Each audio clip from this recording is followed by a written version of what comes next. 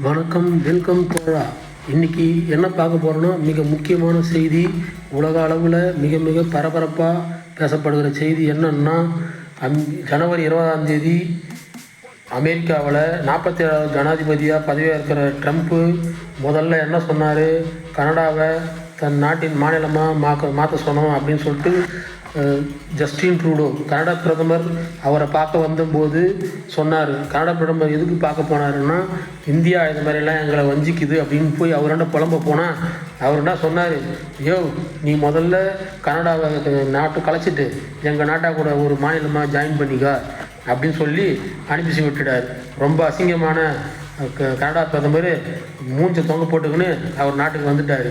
இப்போ என்னடான்னா, அடுத்ததாக தெற்கே இருக்கிற மெக்சிகோவையும் அமெரிக்காவோட சேர்த்துடணும் அப்படின்னு சொல்லியிருக்காரு ட்ரம்ப்பு.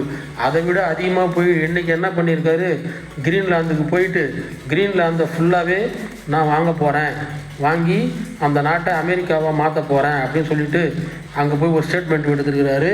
அதுக்கு அங்கே இருக்கிற பிரதமரும் மற்ற மக்களும் எதிர்ப்பு தெரிவிச்சிருக்கிறாங்க. சில பேர் அதற்கு ஆதரவு தெரிவிச்சிருக்காங்க. இதை உலக நியூஸில் மிக மிக பரபரப்பாக போய்கின்னு இருக்குது. அங்கே போய் ஒரு வீடியோ கொளுத்தி போட்டு வந்திருக்காரு.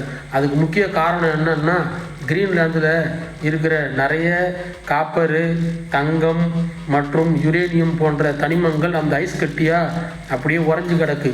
அதை எடுத்து அமெரிக்கா எல்லாத்தையும் யூஸ் பண்ணிக்கணும் அப்படின்னு நினைக்கிறார். இதனால் குளோபல் வார்மிங் வரும்னு சொல்லிட்டு அங்கே இருக்கிற ஜனங்க பயப்படுறாங்க.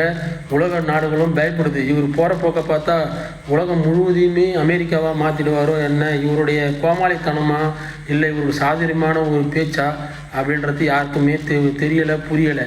என்ன பண்ண போகிறாரு, என்ன இவர் ஐடியா வச்சுட்டு இருக்கிறாரு அப்படின்னு தெரியலை.